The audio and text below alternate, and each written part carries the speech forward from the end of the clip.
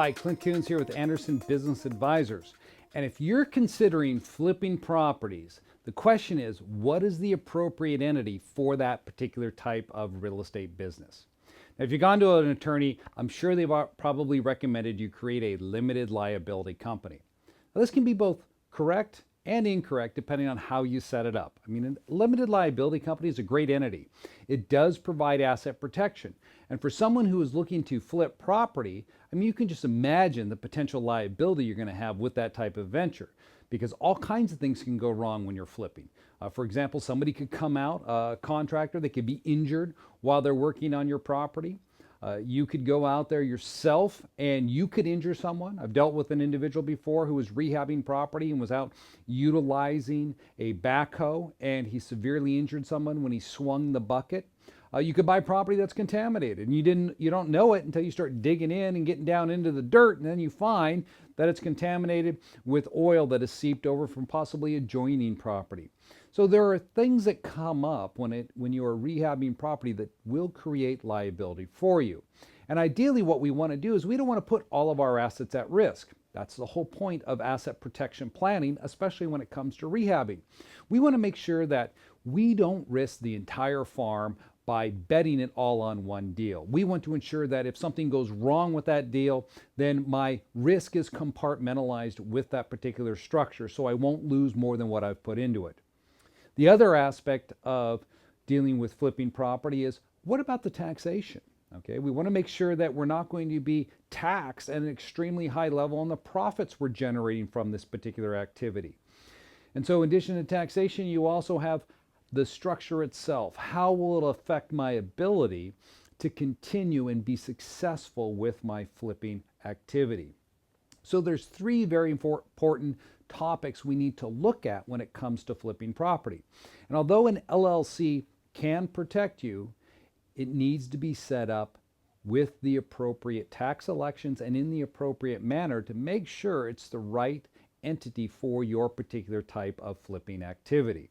Now, as I said, most attorneys like to use LLCs, and we use a lot here at Anderson when it comes to creating structures for individuals who are flipping properties.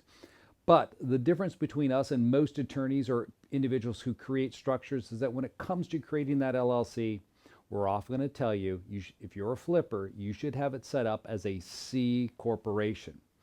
Now, if you're like most individuals, when I just dropped that bombshell on you, you're probably thinking to yourself, Clint, I've heard that C corporations create double taxation. Well, double taxation is a problem for the uninformed. Those individuals who do not work with professionals that show them how to remove money from their corporation in a tax efficient manner. It's for those individuals who, quite frankly, don't understand the nature of double taxation, which if you're one of those, it's not a problem, because there's a lot of people out there who use that term whenever you say double taxation. In fact, maybe your CPA has told you that as well, because they don't truly understand what it means to set up a C corporation. Well, double taxation is simple.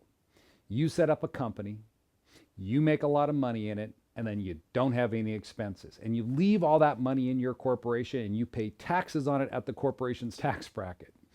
And then next year you decide, wow, I want to pull all that money out. So then you take it out as a dividend. Well, when you take it out as a dividend, you'll be taxed on it as well. So that is a classic example of double taxation. You make money in your business and you don't know how to spend it, which I don't know many of us that have that type of problem. You don't know how to spend it, so you leave it in there, and then you pull it out the following year, and it's non-deductible now because now it's a dividend. So you just got to think. And I know you're capable. We all are when it comes to flipping real estate. That's why we're getting into it. It's not an easy thing to do. If it was, everybody would be doing it and everybody would be successful, but they're not. Those individuals like yourself who want to start down this road and get involved in flipping property, you know, it takes some intelligence. It takes some work and some effort. It takes a lot of learning as well.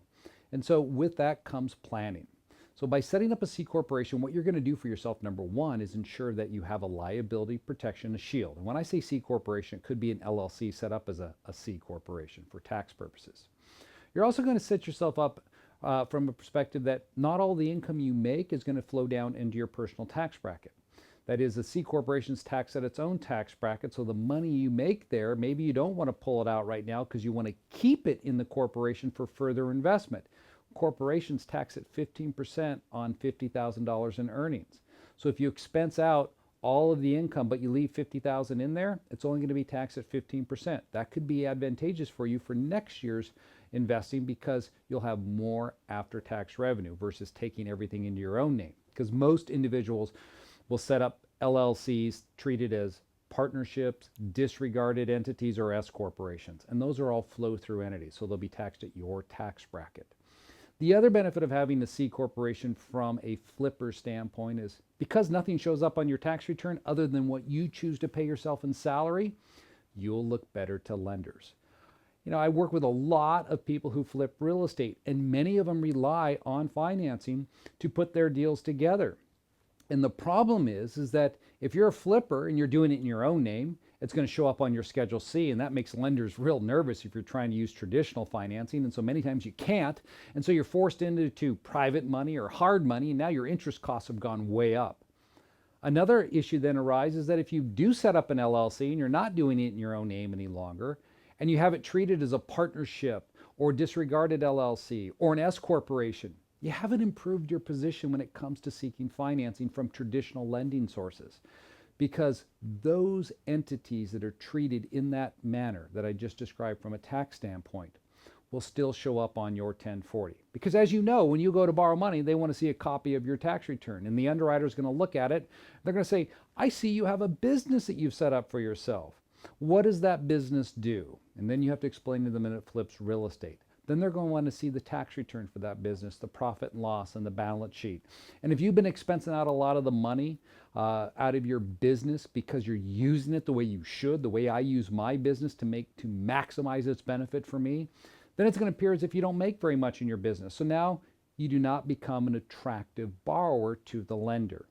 So there's a lot of problems that can arise when it comes to using an inappropriate entity with the wrong tax selection as a flipper. So that's why I often tell our clients that we want to set up an entity that provides asset protection for our individual clients who are flipping the real estate, but also protects them from overpaying in taxes, because we want to pay our fair share in taxes, but we don't want to leave a tip. And the other thing is we want to make sure that we're able to conduct our business going forward, so that we can have access to traditional financing sources and we're not forced into the hard money or the private money realm. So this is what we do. We oftentimes set up an entity. It could be an LLC or an actual C corporation or corporation. Let's just go with an LLC. We'll tax it as a C corp. So as a flipper, you want to tax this as a C corp. You'll be the individual down here who owns it. So this is not a flow through. So if you made $200,000 in income inside of this corporation and you didn't expense it out, this income is not going to flow down onto your 1040. It will stay in the corporation.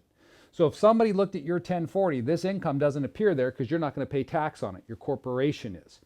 So that's how a C corporation works for tax planning purposes. But that's not how we're going to use it necessarily, because we're going to expense that money out. So you set up a C corporation, and then you go out and you buy the house that you want to flip, you rehab the property, and then you sell it. So then we sell the house to this home buyer over here. And then into the corporation comes profit of $100,000. So what do we do with that $100,000? Well, you have fringe benefits. Maybe you're going to buy yourself a new truck because you need to drive that around to go out to the work site to work on this property. You have tools that you want to buy, computers that you need to acquire. Maybe you want to fly to Hawaii because you're thinking about buying property over there. So of course you're going to write off that trip. So we have lots of expenses that are coming out of this business that are going to whittle down this $100,000. These are all deductible to your corporation. Maybe when we whittle it down, we have $60,000 left over. What are we going to do with that money? Well, we need to live, so we're going to pay ourselves a W-2 salary of $60K.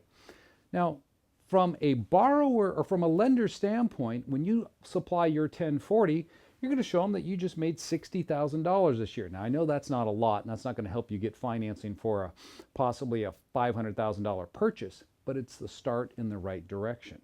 Because eventually, you're going to build this up. So we go from 60, maybe the following year it's 180. The year after that, you paid yourself a salary of $250,000. Now we're getting up into a range where when you go in to borrow money and you show the lender you're making $250,000 a year as a W-2 employee and they don't know that it's involved in real estate, Now they're willing to extend you that loan that you'll need to go out and buy this house right here that you intend to flip. So you buy that house and then you transfer it into your corporation, you flip it, you make the money, now you've created an income stream for yourself. And all the lender sees is the W-2 salary you're paying yourself out of your C corporation. And they're not aware of the business. They don't know how much money you spend on fringe benefits in this company because they don't see it on your tax return.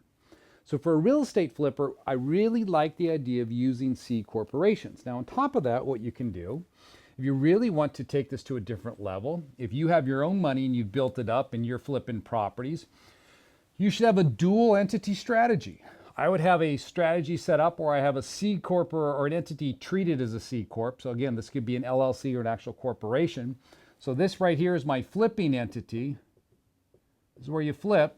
And then I would have a second entity over here, and typically this is going to be in Wyoming, a strong asset protection jurisdiction like Wyoming or Nevada. And this is going to be what I call my funding LLC. And this is where I put my cash. And the reason I'm putting my cash up here is because if I get sued individually, I don't want this cash at risk to my individual creditor. So while the cash is sitting up here, if I want to use it on a real estate deal that I'm going to acquire through my corporation, let's say I buy this property here, and I need $120,000 of my own money.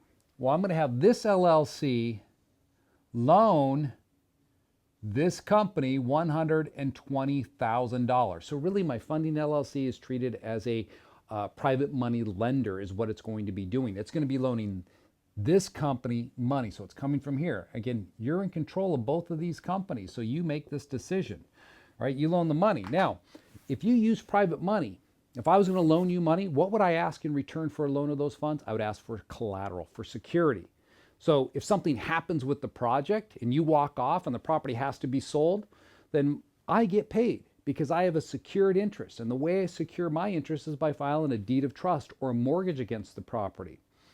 Well, you can do the same thing here. You can have your LLC encumber this piece of real estate with that $120,000 by filing a deed of trust. Maybe you have a first deed of trust, so in this case it would be a second deed of trust. Then what occurs is that if something were to go wrong when you're flipping this deal and property is sold to pay off a creditor, well, if the property was sold, for example, here for $500,000 and you had a first position of 350, first position lender, they're going to get their 350. Second position lender is your funding LLC, so you'll get 120, and that will only leave $30,000 available to your creditor. So you get all your money back. And that's how you use a funding LLC to put your deals together to ensure that you're protecting any cash you're putting in to this particular flip. The mistake I see a lot of real estate flippers make is they ignore this right here, and instead they choose just to contribute the cash themselves directly into the entity because that's easy. Easy is not necessarily better when it comes to asset protection planning.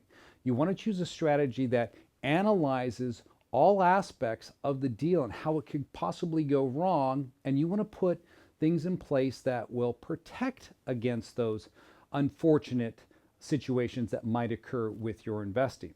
So using a dual entity strategy is something you would work into as a real estate flipper. And on top of this, you can look at some of my other videos where I talk about anonymity planning. You can even create these structures where no one even knows that it's you, that your information is completely removed from title, so no one can trace this entity back to you or that other entity I had up there back to you. So they don't even know who is loaning the money. They just look at that LLC and think it's some, again, a private money lender or gap funder that's in on the deal, and they don't know that you've actually secured your own assets. When I was flipping in Vegas for a couple of years, this is exactly how I structured my deals to make sure that if something went wrong with the property, I had an outlet. That LLC was my outlet, so I was always protected on every deal that I did. Comes to flipping properties, there's a lot of information out there on the internet. There's a lot of attorneys who have an idea of how it should be put together, but the question you need to ask yourself, how many of those attorneys or those CPAs have actually done these deals? Have actually worked with thousands of clients across the country like we have at Anderson, putting together these structures. And we've protected our clients just the way we protect ourselves. So if anything happens, we stand to benefit at the end of the day. My name is Clint Coons with Anderson Business Advisors, and this video was about how you should structure yourself when it comes to flipping real estate.